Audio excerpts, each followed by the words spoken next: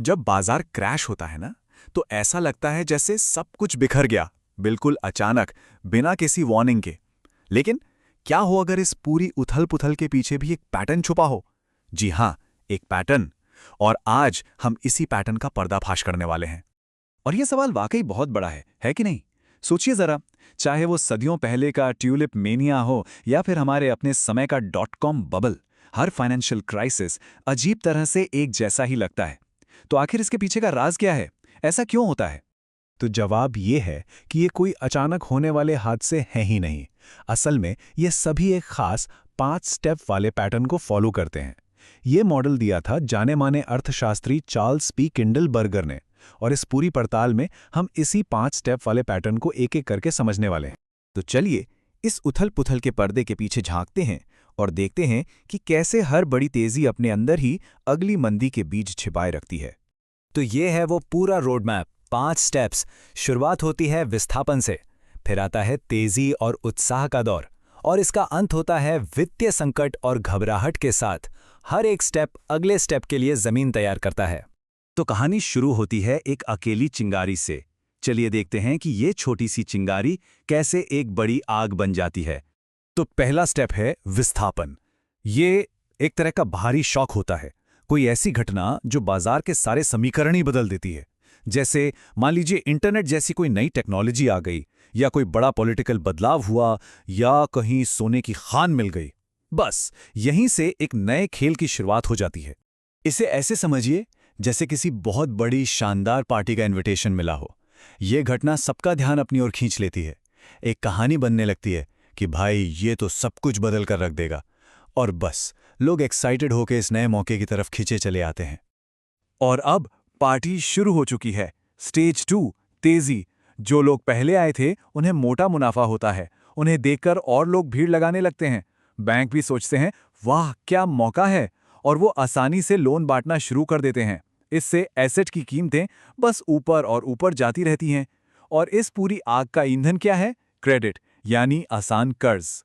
यहां एक मजेदार और खतरनाक साइकिल शुरू हो जाता है। देखिए, ज्यादा खरीदारी होती है तो कीमतें बढ़ती हैं। बढ़ी हुई कीमतों को देखकर बैंक और ज्यादा लोन देते हैं। उस लोन से लोग और ज्यादा खरीदारी करते हैं और कीमतें और ऊपर चली जाती हैं। ये एक ऐसा पहिया है जो खुद ब खुद तेज घूमता जाता है। और अब हम पहुंचते हैं उस पॉइंट पर जहां उम्मीद और आशा एक पागलपन भरे उन्माद में बदल जाती है। पार्टी अब अपने पीक पर है, फुल ऑन क्रेजी मोड में। ठीक यहीं पर एक बहुत बड़ा साइकोलॉजिकल शिफ्ट आता है। अब लोग इन्वेस्ट नहीं कर रहे होते, वो सिर्फ सट्टा खेल रहे होते हैं। दिमाग में सवाल ये नहीं होता कि क्या ये चीज़ वाकई इतनी कीमती है। सवाल बस एक होता है, क्या मुझे कोई ऐसा मिलेगा जो इसे मुझसे भी ज्यादा महंगा खरीदेगा? यही है स्टेज 3, उत्साह, या कहें मेनिया। पार्टी अब पूरी तरह से आउट ऑफ कंट्रोल है। लोग फर्नीचर पर चढ़कर नाच रहे हैं, अंधाधुंध कर्ज लिया जा रहा है। सबको लगता है कि एक नया दौर है, पुराने नियम अब लागू नहीं होते, और रिस्क नाम की चीज को तो जैसे लोग भूल ही चुके हैं।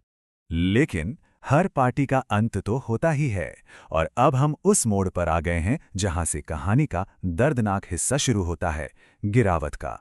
ये है स्टेज 4, वित्तीय संकट। यहाँ जो स्मार्ट मनी होती है ना, वो चुपके से दरवाजे से बाहर निकलना शुरू कर देती है। कीमतों का बढ़ना अचानक रुक जाता है। इसका ट्रिगर कुछ भी हो सकता है। ब्याज दरें बढ़ गईं या कोई बड़ी कंपनी डूब गई। इसे ऐसे समझिए कि पार्टी का म्यूजिक अचानक बंद हो गया है और सब लोग एक दूसरे को घूर रहे हैं। और फिर आता है फाइनल स्टेज, घबराहट यानी पैनिक। अब वो पहिया उल्टा घूमने लगता है। कोई एक बेचना शुरू करता है, कीमतें गिरती हैं। गिरी हुई कीमतों को देखकर और लोग घबराकर बेचने लगते हैं, कीमतें और गिरती हैं। ये देखकर बैंक लोन देना बंद कर देते हैं, और देखते ही देखते ये गिरावट एक सुनामी बन जाती है। हमारी पार्टी वाली कहानी का अंत यहां होता है। समझिए, पुलिस आ गई है और अब हर कोई एक ही दरवाजे से एक साथ बाहर भागने की कोशिश कर रहा है। खरीदार मार्केट से गायब हो चुके हैं। बेचने वाले हजारों हैं, खरीदने वाला कोई नहीं, और कीमतें वो बस फ्री फॉल में होती हैं। तो ये तो समझ आ गया कि होता क्या है। लेकिन अब असली सवाल ये है कि ऐसा होता क्यों है? आखिर कौन सी ताकतें हैं जो इस चक्र को बार बार चलाती हैं? इसके पीछे असल में 3 बड़े इंजन काम करते हैं। सबसे पहला और सबसे जरूरी, क्रेडिट यानी कर्ज। यही वो पेट्रोल है जो तेजी की गाड़ी को दौड़ाता है और मंदी में खत्म हो जाता है। दूसरा इंजन है हमारा फाइनेंशियल सिस्टम, जो इस साइकिल को और भी बड़ा बना देता है। और तीसरा वो है हम इंसानों की साइकोलॉजी, जिसे कहते हैं हर्ड बिहेवियर, यानी भीड़ के साथ चलने की आदत।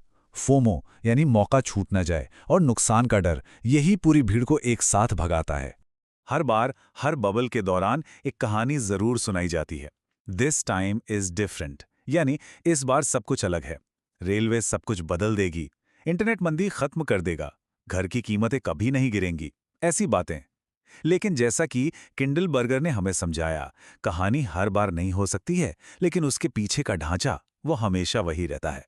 तो चलिए अब इस पूरे मॉडल से मिलने वाले सबसे जरूरी सबक पर नजर डालते हैं।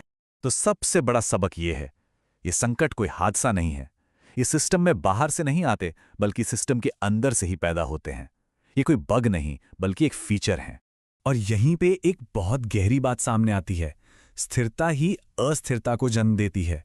मतलब जब बहुत लंबे समय तक सब कुछ अच्छा चल रहा होता है, शांति होती है, तो लोग धीरे धीरे ज्यादा बेफिक्र हो जाते हैं, ज्यादा रिस्क लेने लगते हैं, और यही रिस्क अगले संकट की नींव तैयार कर देता है। ये पैटर्न इतिहास में बार बार लगातार खुद को दोहराता है, और ये हमें एक बहुत ही जरूरी सवाल पर लाकर छोड़ देता है। इस पूरे मॉडल को समझने के बाद अगर आज के बाजार को देखें, तो हम इस साइकिल में कहां पर हैं? ये एक ऐसा सवाल है जिस पर सोचना बेहद जरूरी है।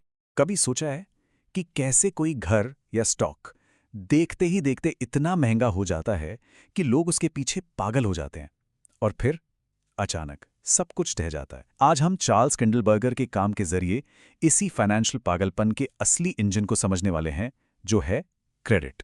तो सबसे पहले सबसे जरूरी सवाल, आखिर ये फाइनेंशियल संकट बार बार होते ही क्यों हैं? हर कुछ सालों में हम एक नया बुलबुला बनते और फिर फूटते हुए देखते हैं। क्या ये सिर्फ इंसानी लालच है, या इसके पीछे कुछ और है? किंडलबर्गर का यही सबसे बड़ा तर्क है, और ये हमारी आम सोच को पूरी तरह से चैलेंज करता है। उनका कहना है कि असली वजह निवेशकों की सोच नहीं, बल्कि पैसे का फ्लो यानी कि क्रेडिट है। तो चलिए इस आइडिया में और गहराई से उतरते हैं, देखते हैं कि कैसे बुलबुलों का असली सोर्स निवेशकों के दिमाग में नहीं, बल्कि मॉनेटरी सिस्टम में ही छिपा हुआ है। तो ये सट्टा उन्माद या स्पेक्युलेटिव मेनिया आखिर होता क्या है? इसे ना म्यूजिकल चेयर के खेल जैसा समझिए। लोग कोई चीज़ इसलिए नहीं खरीद रहे हैं क्योंकि उन्हें वो पसंद है, बल्कि इसलिए कि उन्हें पक्का यकीन है कि म्यूजिक बंद होने से पहले वो इसे किसी और को और भी ज़्यादा दाम पर बेच देंगे। और इस पूरे खेल को चलाने वाला म्यूजिक क्या है? आसानी से मिलने वाला कर्ज। यहाँ पे निवेश और सट्टे के बीच का जो फर्क है वो बिल्कुल साफ है।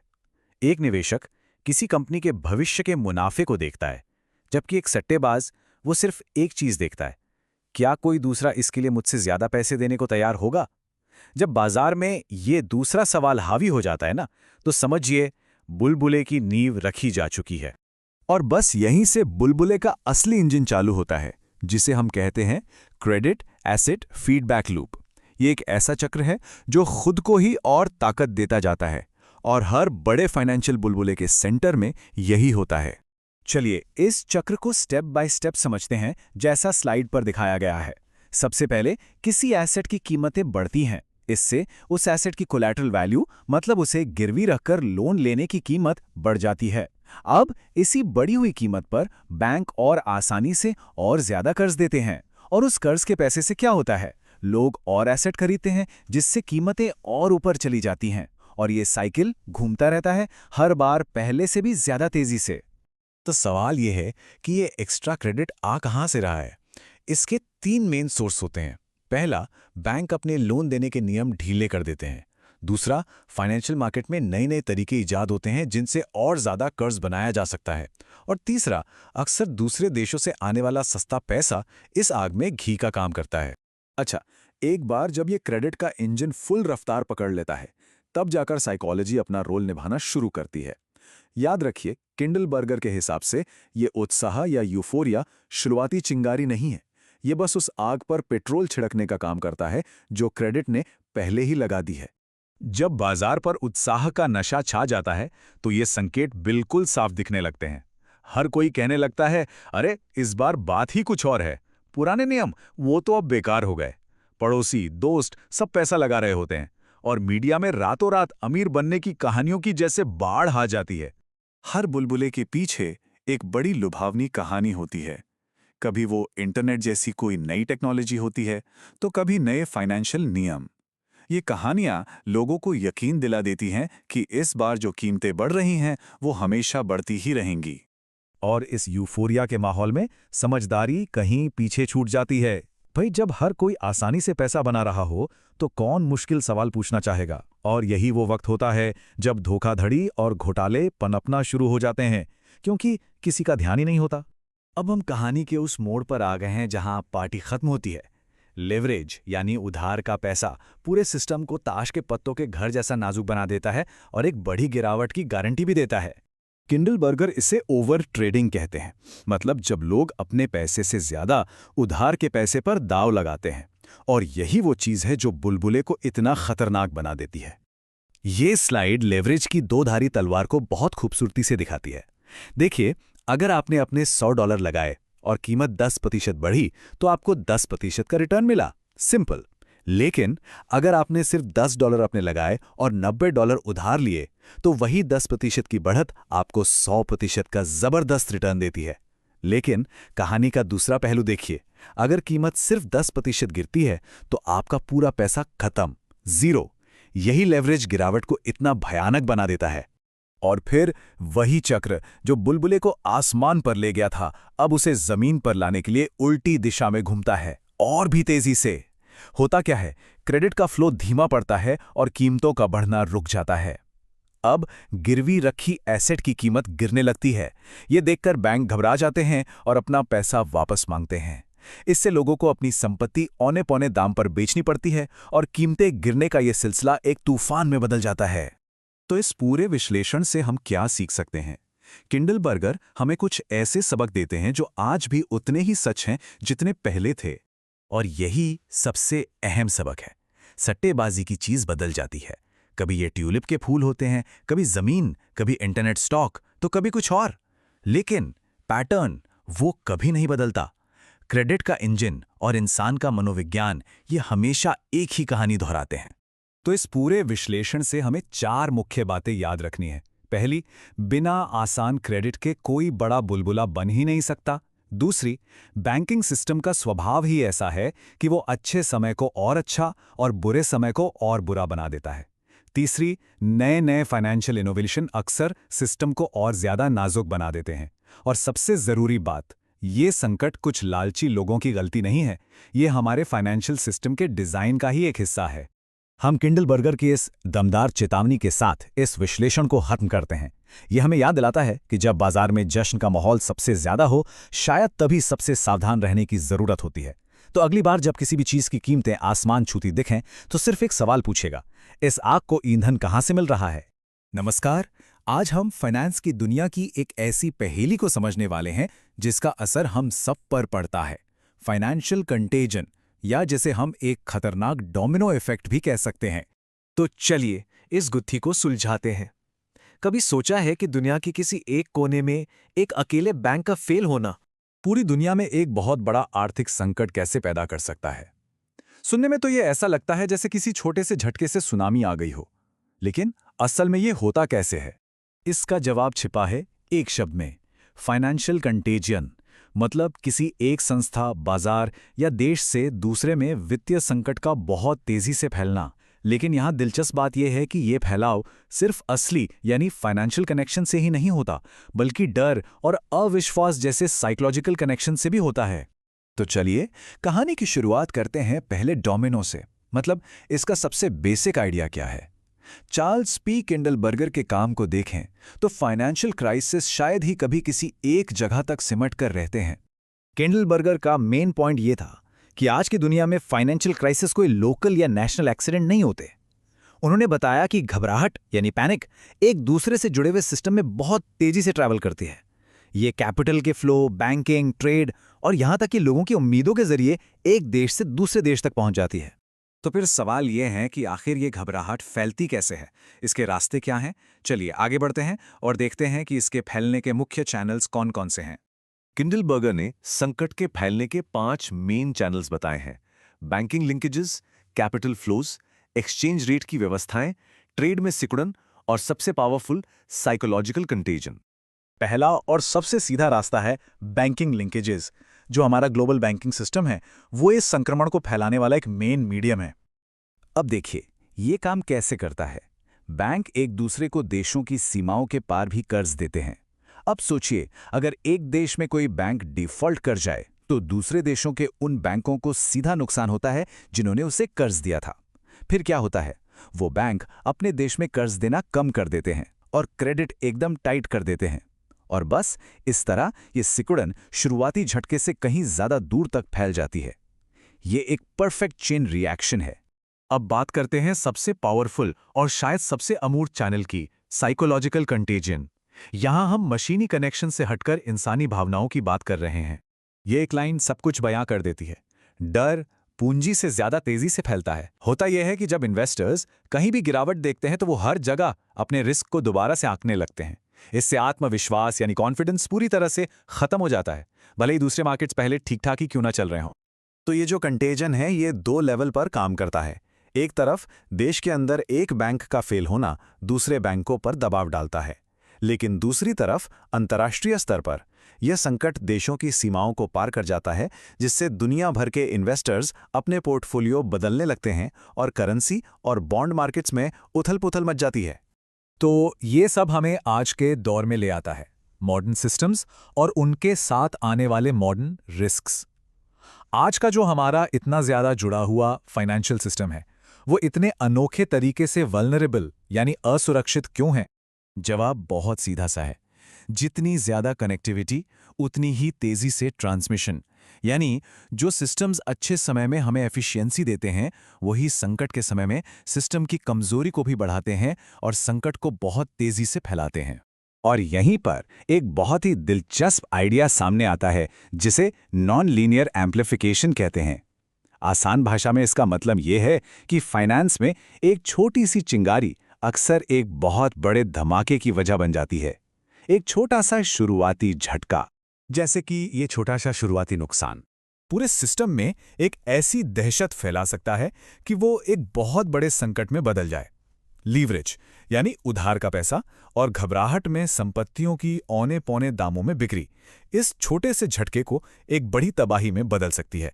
अब जरा देखिए, शुरुआती नुकसान के मुकाबले इसके बाद के असर, जैसे एक के बाद एक डिफॉल्ट होना और मार्केट का गिरना, कितने ज्यादा बड़े हैं। ये है नॉन लीनियर एम्प्लीफिकेशन का परफेक्ट एग्जाम्पल। तो सवाल यह है कि क्या इस गिरावट को, इस फैलाव को रोका जा सकता है? चलिए अब जरा पुराने पैटर्न और इन संकटों को मैनेज करने में लीडरशिप और पॉलिसी के रोल को समझते हैं। किंडलबर्गर ने फाइनेंशियल क्राइसिस का एक पैटर्न नोट किया जो बार बार दोहराया जाता है। कहानी शुरू होती है किसी एक बड़े फाइनेंशियल सेंटर में आई तेजी से, फिर विदेशों में जरूरत से ज्यादा कर्ज बढ़ता है, फिर अचानक सिस्टम को एक झटका लगता है और दुनिया भर में क्रेडिट मिलना मुश्किल हो जाता है। आखिरकार किनारे की अर्थव्यवस्थाएं डिफॉल्ट करने लगती हैं और घबराहट पूरे सिस्टम में फैल जाती है। तो इस पूरी बातचीत से 4 बड़ी बातें क्या निकल कर आती हैं? पहली, फाइनेंशियल क्राइसिस सिस्टेमिक होते हैं, लोकल नहीं। दूसरी, जुड़ाव या इंटीग्रेशन एफिशिएंसी और कमजोरी दोनों को बढ़ाता है। तीसरी, भरोसा और लिक्विडिटी यानी कैश पल भर में गायब हो सकते हैं। और चौथी, इससे निपटने के लिए ग्लोबल लीडरशिप और तालमेल बहुत जरूरी है। और ये हमें किंडलबर्गर की सबसे बड़ी चेतावनी पर ले आता है, जिस पूरे एनालिसिस का निचोड़ है। एक ग्लोबलाइज्ड फाइनेंशियल सिस्टम में किसी एक इलाके की अस्थिरता बहुत जल्दी हर जगह की अस्थिरता बन सकती है। तो हम आज इस सवाल के साथ अपनी बात खत्म करते हैं कि आज की इस हाइपर कनेक्टेड दुनिया में क्या सच में कोई भी मार्केट अकेला रह सकता है? सोचिएगा जरूर। तो बाजार गिरते क्यों हैं? क्यों अचानक से सब कुछ बिखर जाता है? आज हम एक वित्तीय संकट की गहराई से, कह सकते हैं कि एक सर्जन की तरह चीर-फाड़ करेंगे, ये समझने के लिए कि आखिर इसके अंदर छिपा क्या है। तो चलिए सीधे मुद्दे पर आते हैं। देखिए, ये एक ऐसा सवाल है जिसने सदियों से इन्वेस्टर्स और इकोनॉमिस्ट्स को परेशान किया हुआ है कि आखिर ये बाजार पागल हो क्यों जाते हैं।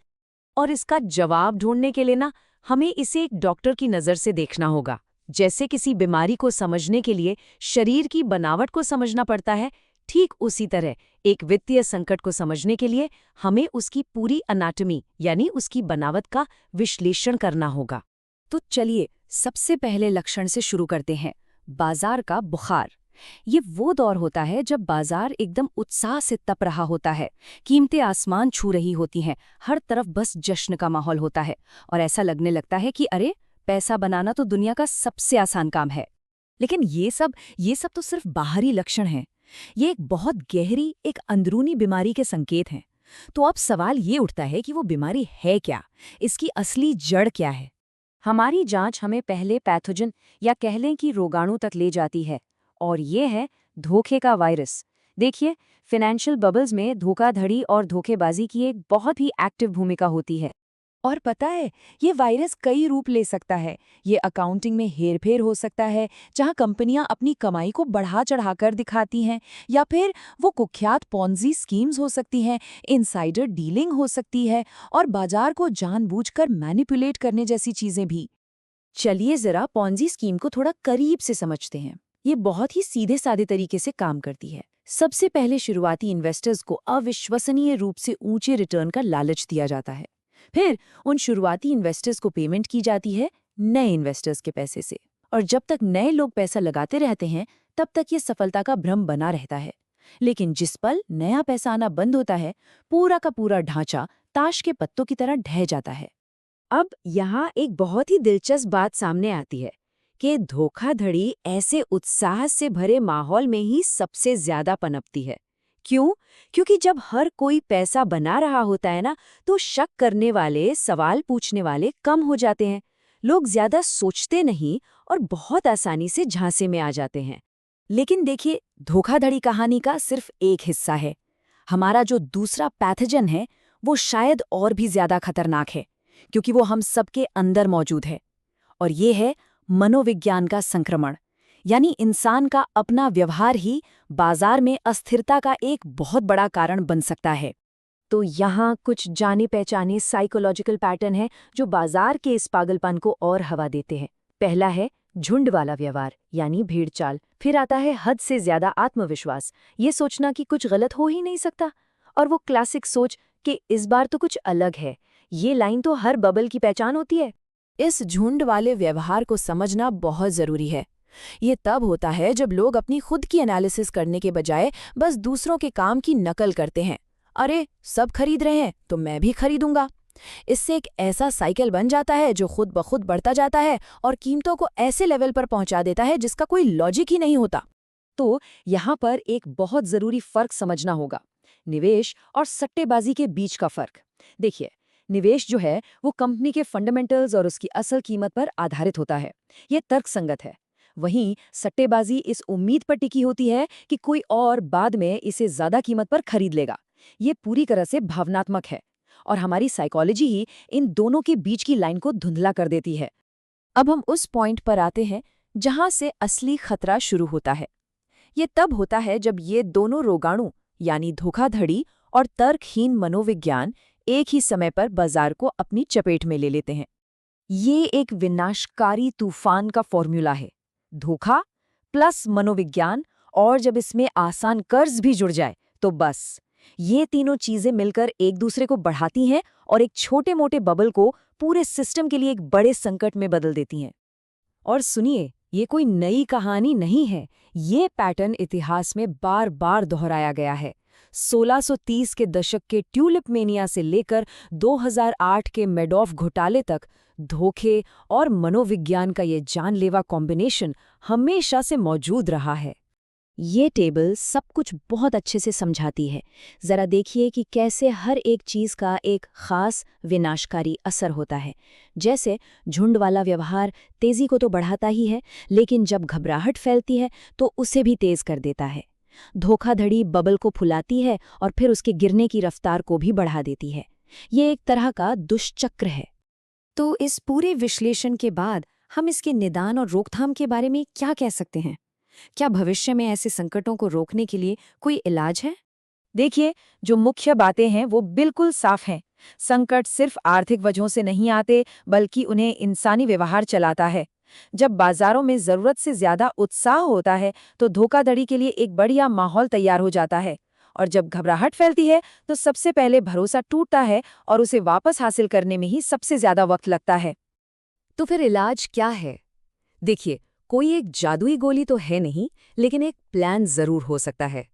इसमें आते हैं मजबूत नियम, पारदर्शी रिपोर्टिंग और सबसे जरूरी बात, लोगों को उनके अपने बिहेवियरल बायस के बारे में शिक्षित करना, ताकि वे इन जालों में आसानी से ना फंसें।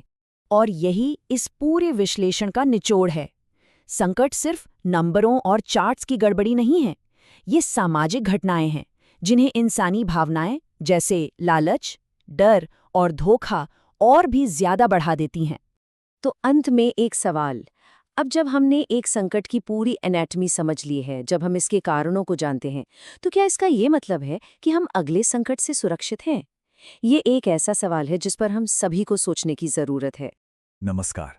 कभी ये सोचा है कि जब कोई बड़ा बैंक लड़खड़ाता है तो पूरी की पूरी इकॉनमी उसके साथ ही क्यों नहीं ढह जाती? ऐसा इसलिए है क्योंकि पर्दे के पीछे एक अदृश्य सिस्टम काम कर रहा है, जिसे खास तौर पर वित्तीय संकट की आग बुझाने के लिए ही बनाया गया है। तो चलिए आज इसी सिस्टम की गहराई में उतरते हैं और इस वित्तीय फायर फाइटर को समझते हैं। यही वो एक सवाल है जो आज हमारी पूरी चर्चा के केंद्र में है, और इसका जवाब एक बहुत ही शक्तिशाली विचार और एक संस्था में छिपा है, जिसे कहते हैं अंतिम उपाय का ऋणदाता या लेंडर ऑफ लास्ट रिजॉर्ट। ये एक तरह का फाइनेंशियल सुपर हीरो है जो बिल्कुल सही समय पर आकर सबको बचा लेता है।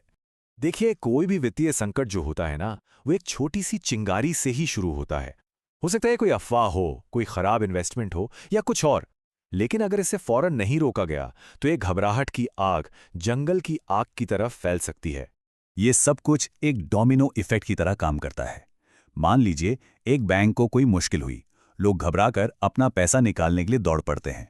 अब कैश की इस अचानक कमी को पूरा करने के लिए बैंक अपनी संपत्ति जैसे कि बॉन्ड्स और लोन को औने पौने दामों पर बेचने लगता है। इससे उन संपत्तियों की मार्केट वैल्यू गिर जाती है और फिर जो दूसरे मजबूत बैंक हैं वो भी कमजोर दिखने लगते हैं, और बस देखते ही देखते घबराहट हर तरफ फैल जाती है। तो यहाँ सबसे जरूरी बात है लिक्विडिटी और सॉल्वेंसी के बीच के फर्क को समझना। इसे ऐसे समझिए, लिक्विडिटी की समस्या का मतलब है कि किसी की जेब में भले ही कैश ना हो, लेकिन उसके बैंक अकाउंट में अच्छा खासा पैसा है। ये एक टेम्पररी प्रॉब्लम है। लेकिन सॉल्वेंसी की समस्या का मतलब है कि वो दिवालिया हो चुका है, उसके ऊपर कर्ज इतना है कि उसकी सारी संपत्ति बेचकर भी उसे चुकाया नहीं जा सकता। अगर सही समय पर मदद मिल जाए तो एक लिक्विडिटी संकट को सॉल्वेंसी संकट बनने से रोका जा सकता है। तो सवाल उठता है कि इस आग को बुझाता कौन है? यहीं पर एंट्री होती है हमारे वित्तीय फायर फाइटर की, यानी अंतिम उपाय के ऋणदाता की। ये संस्था जैसे भारत में रिजर्व बैंक ऑफ इंडिया या अमेरिका में फेडरल रिजर्व तब सामने आती है जब कोई और मदद के लिए तैयार नहीं होता। इसका मुख्य काम है सिस्टम में इमरजेंसी फंड डालकर घबराहट को शांत करना और लोगों का भरोसा बनाए रखना। और ये line lender of last resort के असली मकसद को बहुत ही खूबसूरती से बयां करती है। देखिए, वित्तीय दुनिया में उतार चढ़ाव और संकट तो आएंगे ही, ये तो तय है, लेकिन सही नीतियों और एक असरदार लेंडर ऑफ लास्ट रिजॉर्ट के साथ हम उन संकटों को ऐसी तबाही बनने से रोक सकते हैं जो पूरी अर्थव्यवस्था को ही ले डूबे। चलिए अब ये समझते हैं कि ये फायर फाइटर आखिर काम कैसे करता है। इसके कुछ क्लासिक नियम हैं जिन्हें आज से करीब 150 साल पहले वॉल्टर बैगशॉट नाम के एक अर्थशास्त्री ने तैयार किया था। ये 4 नियम बहुत ही सोच समझकर बनाए गए हैं। पहला, घबराहट रोकने के लिए सिस्टम में जितना पैसा चाहिए उतना डालो। दूसरा, ब्याज दर ऊंची रखो ताकि सिर्फ वही लोग पैसा मांगे जिन्हें सच में जरूरत है। तीसरा, कर्ज सिर्फ अच्छी क्वालिटी वाली संपत्ति को गिरवी रखकर ही दो। और सबसे जरूरी चौथा नियम, सिर्फ उन बैंकों को बचाओ जो असल में मजबूत हैं लेकिन बस कुछ समय के लिए कैश की कमी से जूझ रहे हैं, ना कि उन बैंकों को जो पहले ही दिवालिया हो चुके हैं। ये बहुत जरूरी है। ये बुरे बर्ताव को इनाम दिए बिना सिस्टम को स्थिर करता है। थ्योरी तो अपनी जगह है, लेकिन असल दुनिया में क्या होता है? इतिहास हमें साफ साफ दिखाता है कि एक असरदार लेंडर ऑफ लास्ट रिजॉर्ट के होने या ना होने के कितने भयानक नतीजे हो सकते हैं।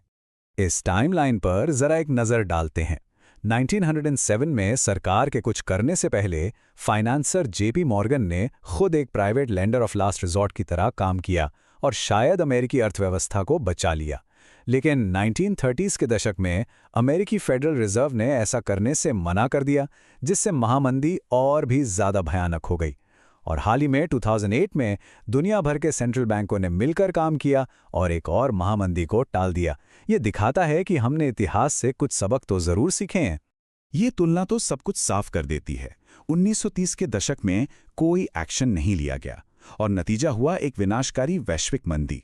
वहीं 2008 में बड़े पैमाने पर हस्तक्षेप ने सिस्टम को पूरी तरह से ढहने से तो बचा लिया, लेकिन एक गहरी मंदी फिर भी आई। इससे पता चलता है कि लेंडर ऑफ लास्ट रिजॉर्ट का दखल देना कितना ज्यादा जरूरी हो सकता है।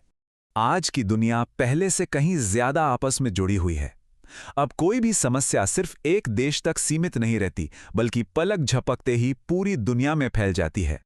जब पैसा और जोखिम एक क्लिक पर दुनिया भर में घूम सकते हैं, तो सिर्फ घरेलू समाधान काफी नहीं है। हमें एक ऐसे सिस्टम की जरूरत है जो वैश्विक स्तर पर काम करे।